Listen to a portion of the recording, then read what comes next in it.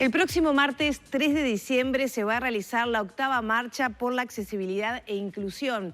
Esto es en el marco del Día Internacional de las Personas con Discapacidad. En el día de hoy, para hablar de este tema y de cómo se están cumpliendo los derechos, el ejercicio de los derechos de las personas con discapacidad, recibimos a Dieva La Rosa, quien forma parte de la organización de la marcha de este año y de otras ediciones anteriores. Bienvenida, Dieva. Bueno, muchas gracias por la invitación. Bueno, este año, ¿cómo se va a enfocar la marcha? Yo siento que se ha dado un gran paso con la posibilidad de los circuitos accesibles. ¿Qué valoración hacen del ejercicio de los derechos entonces de las personas con discapacidad en este contexto? Bueno, en principio, sí, soy una de las integrantes de la coordinadora de la marcha. Vengo en representación de ellos, coordinadora de marcha por accesibilidad e inclusión. Este año la consigna es garantizar derechos.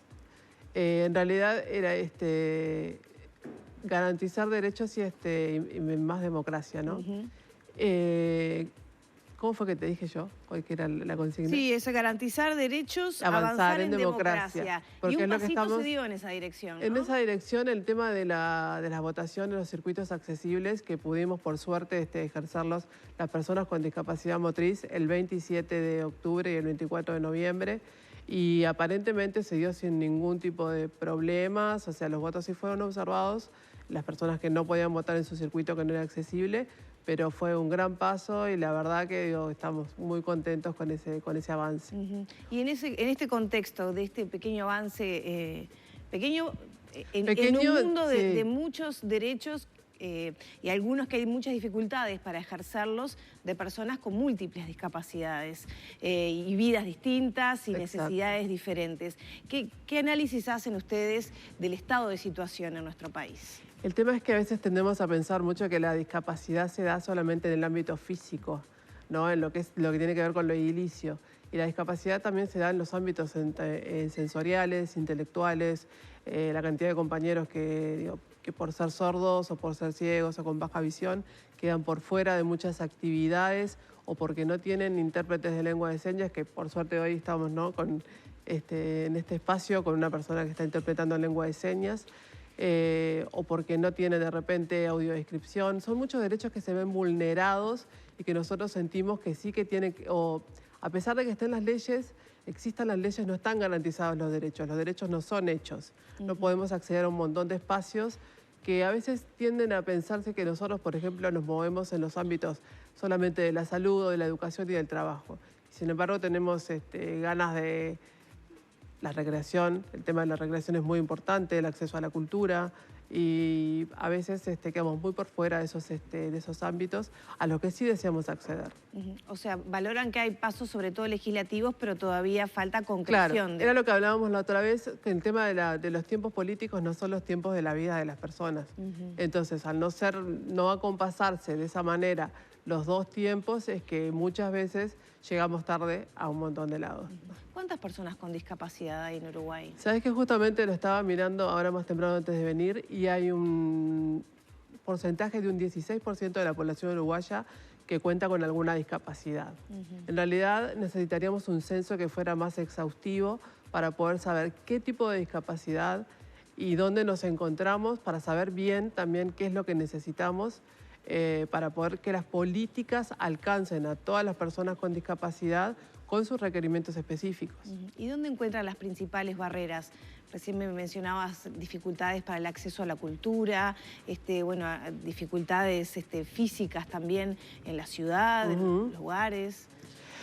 Bueno, en realidad yo creo que las primeras barreras se dan más que nada se dan en lo actitudinal, ¿no? En lo actitudinal y lo comunicacional, que es lo que está pasando actualmente, que como te hablaba, de las personas, por ejemplo, sordas o ciegas, quedan muy fuera de muchos circuitos o de muchos ámbitos.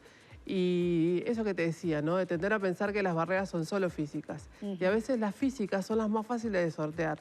Las más difíciles son las actitudinales, que es cuando el tema de las personas te entran a poner trabas a el acceso. ¿Nos falta educación en ese sentido? Nos falta educación y muchas veces yo pienso que la gente no actúa de mala fe, sino que se actúa más que nada desde la ignorancia.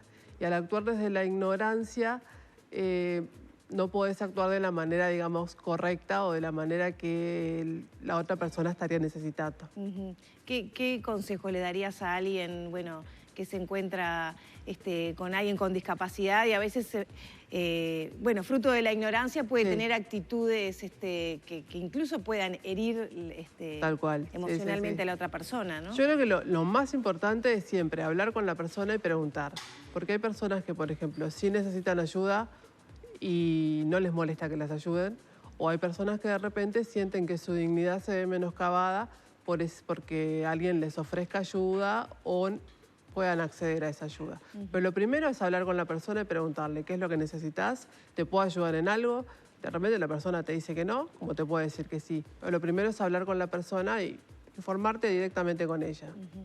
¿Qué pasa en el ámbito laboral, Dieva? ¿Sigue siendo una barrera a pesar de los avances en materia normativa? Se está avanzando. El tema es que lo que yo considero es que tiene que haber un contralor y un seguimiento para ver si primero que nada, si se cumplen esas cuotas que mencionan las leyes, pero si no se hace ese seguimiento y si no hay un contralor, ahí vamos quedando también siempre atrás. Y en ese sentido, ¿qué expectativas hay del nuevo gobierno? En realidad, por ahora, no sabemos nada.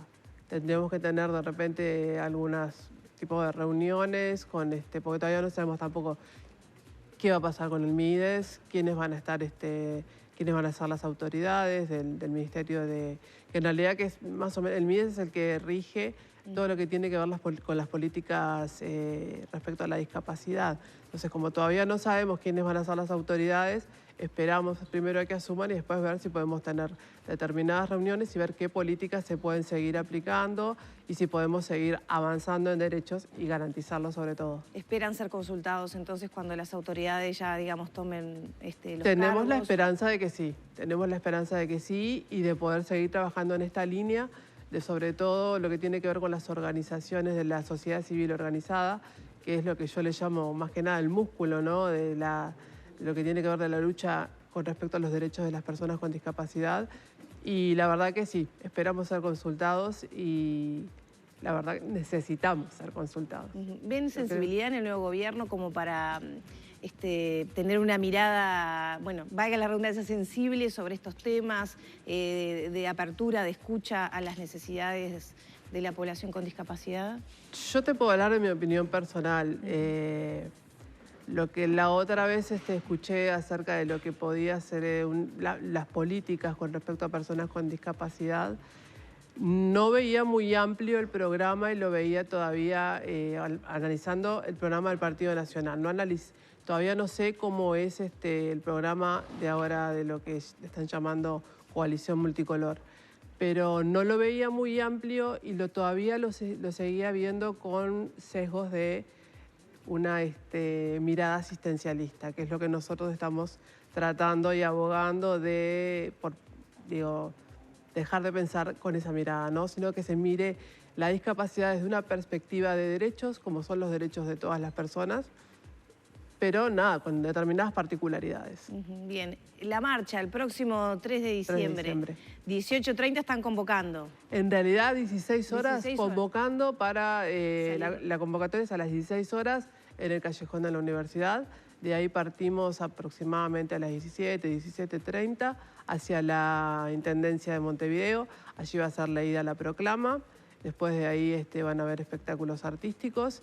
Y bueno, además de ser es un día además de celebración, más que nada de conmemoración y de lucha, ¿no? Y de decir que esta lucha sigue siendo colectiva y que cuanto más colectiva sea, cuanto más gente se suma, nosotros todos los años vemos que se suma mucho más gente y es lindo porque, digo, te encontrás con familias, te encontrás con niños. Y para sumarse a la causa no hay que tener discapacidad o tener un amigo o un familiar. No, esto es un tema de todos, es un tema de la sociedad entera, que no tenés por qué estar relacionado con la discapacidad, y como tú decías, tampoco ni tener un familiar, ni tener por qué trabajar directamente con la discapacidad, porque es un tema de todos y que creo que todos tenemos para aportar a esto. Dieva, veníamos hablando de temas generales y de temas que son a nivel nacional. ¿Por qué la proclama se lee en la Intendencia? ¿Por qué se lee en la Intendencia?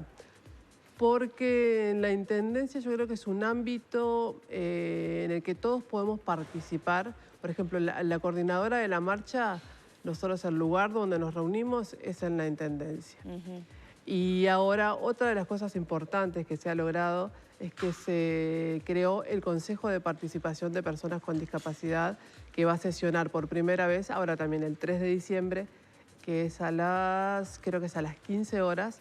15 personas quedaron seleccionadas como concejales y concejalas con una nómina de suplentes. Y bueno, y allí también se van a tratar los temas que hacen referencia a la discapacidad y tratar de llevar las políticas a tierra. La idea es generar un consejo quizá a nivel nacional en un futuro, no solamente departamental. Esperemos que sí, sí, esperemos que sí. Sí, porque el interior también, digo, además de que existe, por supuesto, está quedando un poco atrás también en un montón de accesos a lo que tiene que ver con esto de la discapacidad, ¿no? Las personas en situación de discapacidad. Muchas gracias, Eva. No, por favor, estoy a las órdenes. Bueno, está hecha la convocatoria entonces para el próximo martes 3 de diciembre a las 16 horas en el Callejón de la Universidad, en esta marcha por inclusión y accesibilidad en el marco del Día Mundial de las Personas con Discapacidad. Cerramos entonces por aquí esta entrevista.